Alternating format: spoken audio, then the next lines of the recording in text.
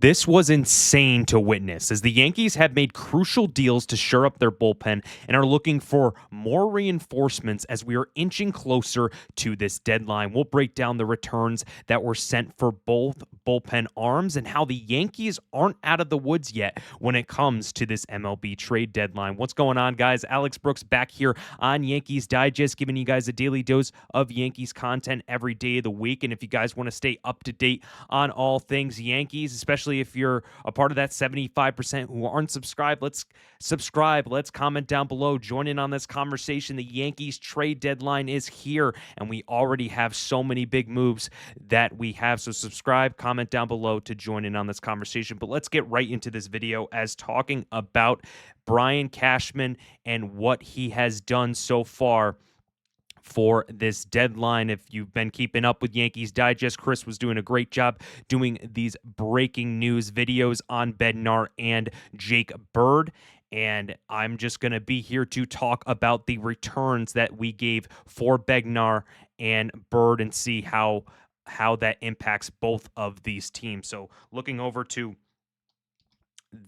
the Bednar trade. So the Yankees received David Bednar today. They gave up catcher, first baseman Rafael Flores, catcher, first baseman Eglin Perez, and outfielder Brian Sanchez. So Yankees giving up top ammo for David Bednar, and you're going to have to pay a price. It's not going to be the George Lombard, Spencer Jones, or Cam Schlittler, but you're going to have to pay a price, and giving up two catcher first baseman hybrids is definitely interesting and definitely a price you got to pay to this Pittsburgh Pirates team. But I feel that this was kind of on the cheap end when looking at this trade because, Flores, he has great offense, but he's kind of a below average catcher in Double-A, and then with Perez, he has a little bit more of a better glove, but his offense isn't as great as Rafael Flores. So they're kind of both like on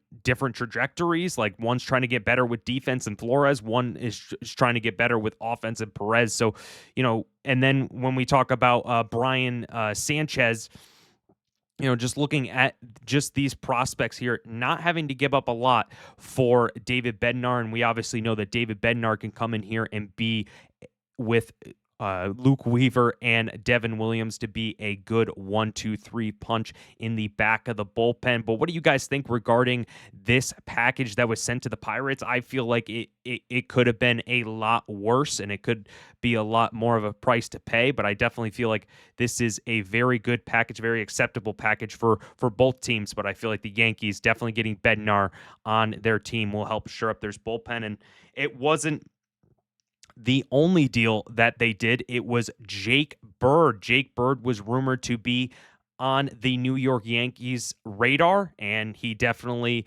is in pinstripes now. And the Yankees, they're kind of using the Colorado Rockies as a AAA affiliate, just getting those guys like Jake Bird, Ryan McMahon. So both of those guys will be reunited in the Bronx. And, the Yankees had to give up, I believe, is a little bit more with Rock Riggio and Ben Shields, two top prospects for the New York Yankees. For Jake Bird, who is under control, who does have a lot of control, and is someone that Matt Blake can develop in the bullpen.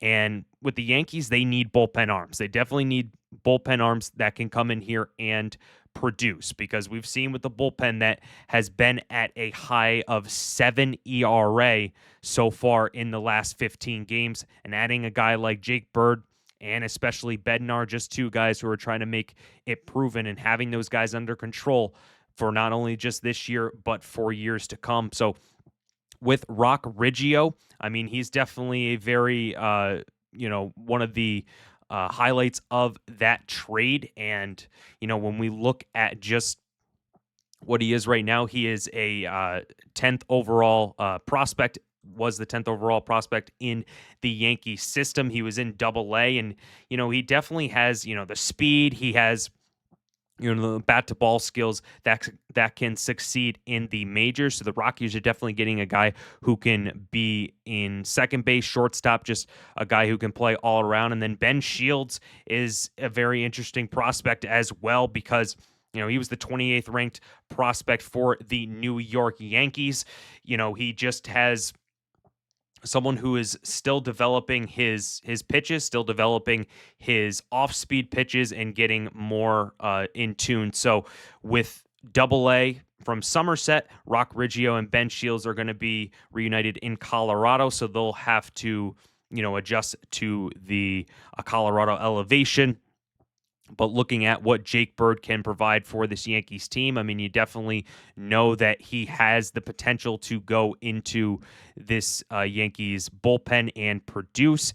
Obviously, his ERA is not at where you want it to be, but having a guy like Matt Blake and being surrounded by guys like Williams, Weaver, and now Bednar can help you become a really good pitcher in the back end of the bullpen. And it's only going to be a guy who you have to pick up in the sixth inning, some guy who can spell Tim Hill, Jonathan Loaiza, and Ian Hamilton out in that bullpen. But, just looking at, well, that wasn't what I wanted to hit.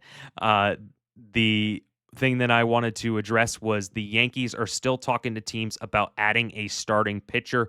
No word on anything is close yet. So Yankees definitely trying to get someone in as a starting pitcher after they address the bullpen. So it's definitely just going to be interesting in these last couple of days, or couple of hours, maybe in just an hour, to get a starting pitcher to come up and be someone who can be impactful in this starting rotation, because you obviously seen Carlos Rodon, Max Fried, Luis Heel is coming back this weekend, Cam Schlittler. So you got to add another guy because Stroman is really not fitting the bill. Will Warren had a great start, but you want to add another starting pitcher who can help out if Heel ends up struggling, if something happens there.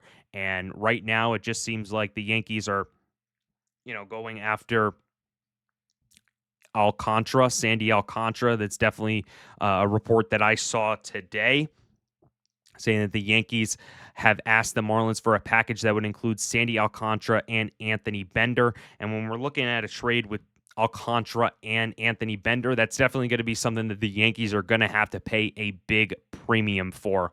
So they have been throwing around Spencer Jones in possible trade possibilities, but I don't believe that the Yankees are going to go just give Spencer Jones to the Marlins for Sandy Alcantara, especially after, a underperforming season that he's having right now.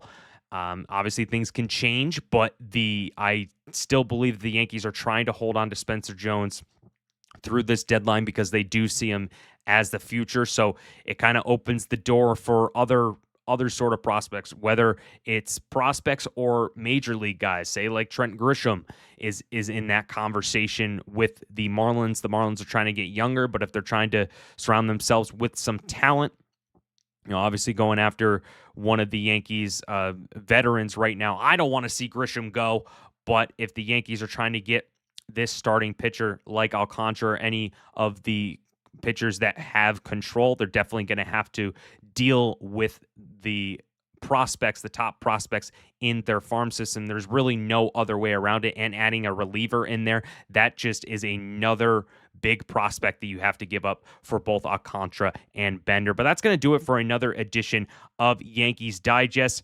At the time of recording, it is about 5:13, so we have about 45 minutes until this deadline is up. So definitely going to be some breaking news coming in. The Yankees are able to get this trade, but I appreciate you guys tuning in to me and Chris's videos. We're going to have content here very, very soon, and let us know what content you want to see on this channel. So I hope you guys have a great night. Watch that Yankee game. Hopefully the Yankees can pull it out after the tarp gets taken off and the Yankees are able to take 3 out of 4 against the Tampa Bay Rays. But that's going to do it for another edition. I got to get better at these outros. And come on, guys. Let's go Yankees.